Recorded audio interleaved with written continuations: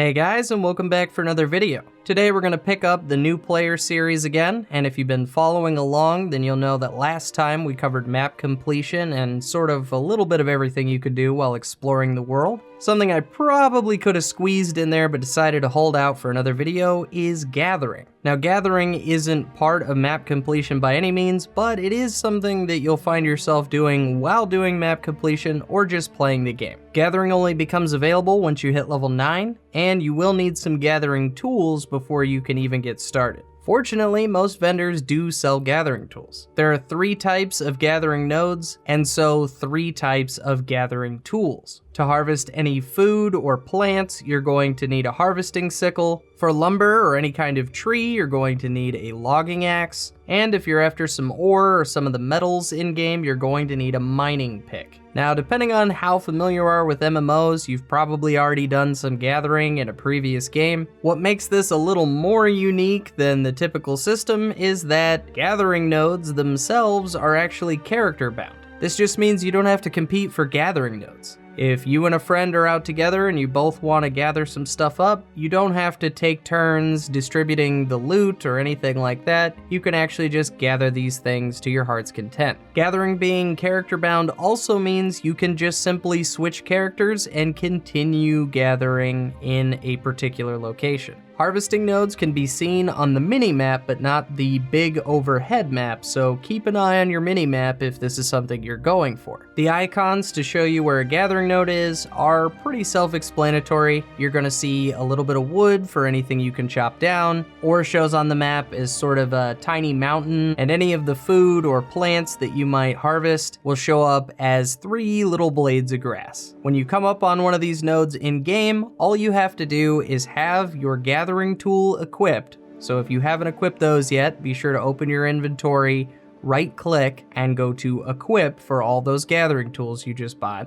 And with a gathering tool equipped, you just need to press F like with most things. You may also notice that gathering in general rewards XP. It's not a crazy amount of experience or anything, but hey, those little gains do add up, and you will be getting a lot of what you'll need to get started with crafting if that's something you're interested in, or you can sell this stuff later on to make yourself a little bit of gold. The tools that you use to gather are also going to have a finite number of uses before the tool then breaks and you'll need to replace it, so it may not be a bad idea to have some backups. In addition to that, they also come in several different rarities based on the level of the zone that you're currently in. On screen, you should be seeing a list of all the different tiers of gathering tools and their corresponding levels. And that's pretty much it for gathering, but before we move on to some other topics, I'd like to mention that the gem store does have some gathering tools that you may want to consider. Keep in mind though that because these are on the gem store, you're either going to need some gems from real world money, or you'll need enough in-game currency to convert into gems before you can purchase these. So why might you want to consider these?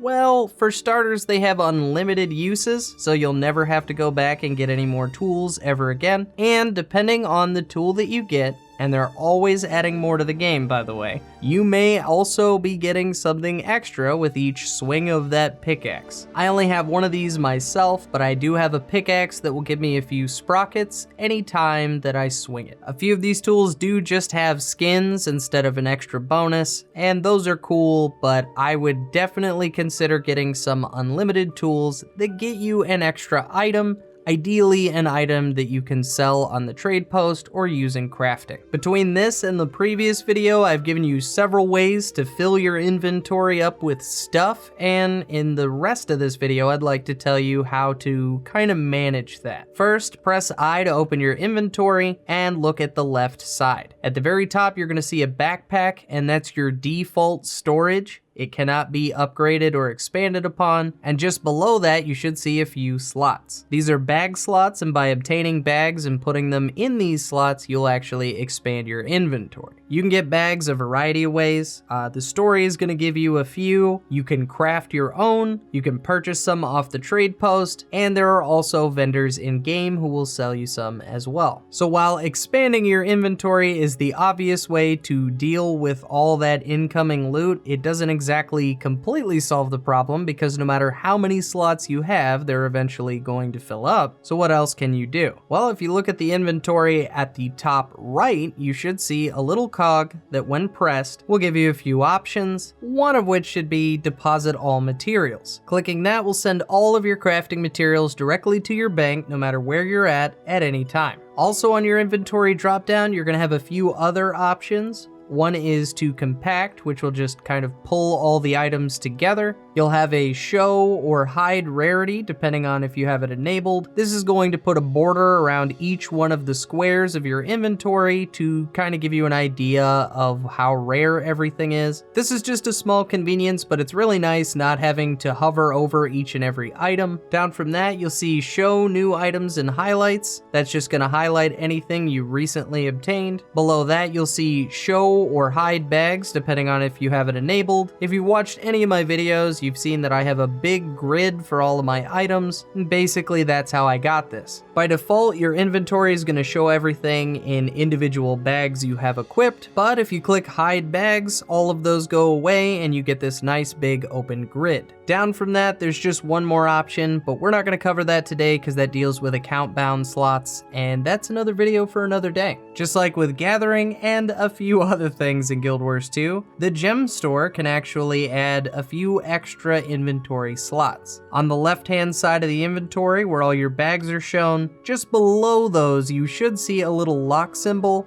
and by clicking this, you'll be able to pay gems to add more actual bag slots. But the catch here is that while the salvaging tools that you get on the gem store are account bound, these are actually character bound. So I only recommend buying these if you play just one character or maybe two characters, but anything outside of that is probably a bit of a waste. Now, even with the knowledge that you can deposit all of your crafting materials and free up some extra space in your inventory, you're inevitably going to run out of space. Now, you could obviously just drag items out of your inventory and throw them away, but maybe there's a better way to go about it than that. You could actually just salvage all of the items instead. Like with gathering, you're going to need to purchase salvage kits. They come in different rarities based on what you're trying to break down, and they have a finite number of charges before they run out and you'll need another salvage kit. You can pick up salvage kits at nearly every place that you can find gathering tools, so most vendors in the game. The tier of salvage kit that you end up using mostly just determines the amount of returns you're going to get back from any given item you might salvage. I typically just buy some fine salvage kits on a new character and use that to break down all my blues and greens. You will periodically come across some rares, but since you're below level 80, that gear is more equip or get rid of than it is try to make any kind of money off of, so I wouldn't stress about any of the other salvage kits until you're much further along in the game. So if you want to salvage an item in your inventory, all you have to do is double click on the salvage kit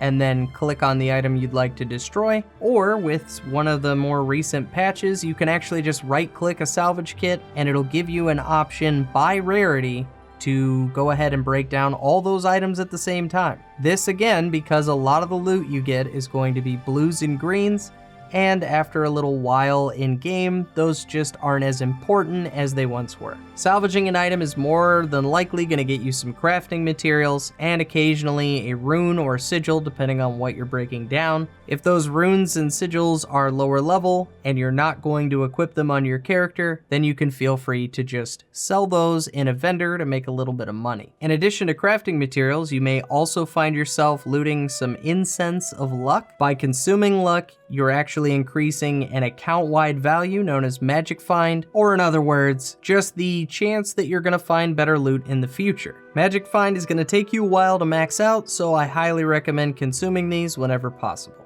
Lastly, on salvaging, and you may see this one coming, there's yet another gem store convenience that I would honestly recommend to anybody willing to throw down the cash or the gold. There's an item called the Copper-Fed Salvage-O-Matic. Put simply, this item infinitely salvages your gear for a very small amount of copper. Not copper the resource, as in copper your currency. This is a great convenience because You don't have to go back and buy any more salvage kits, kind of like with the gathering tools. But what I mostly use this for is salvaging all those blues and greens that I don't want to go back and get a salvage kit for every single time I run out. Salvage kits have 25 uses, and you'd be surprised how fast you tear through those. And that, guys, is basically all I wanted to cover in today's video. I just want to let you guys know about gathering, inventory management in general, as well as salvaging, because you need to start building Magic Find as soon as possible to increase your chances of getting better loot. The synergy between these topics might be sort of obvious, but what I typically do is gather to my heart's content, because I know that all of those crafting materials can be deposited with the click of a button. Then when enough other loot comes into my inventory that it's all clogged up, rather than going back to a vendor to try and get rid of some of those items, I can just stay where I'm at and salvage those items for a little bit of luck and some more crafting materials. You then consume the luck, deposit the crafting materials, and again remain in the map. And that's really the key here. I just want to make sure that new players may be confused about some of this, know the best way to take care of their inventory so they can keep playing the game before having to tediously go back and sell some items. Anyway, guys, as always, thank you so much for watching, and I'll see you in the next one.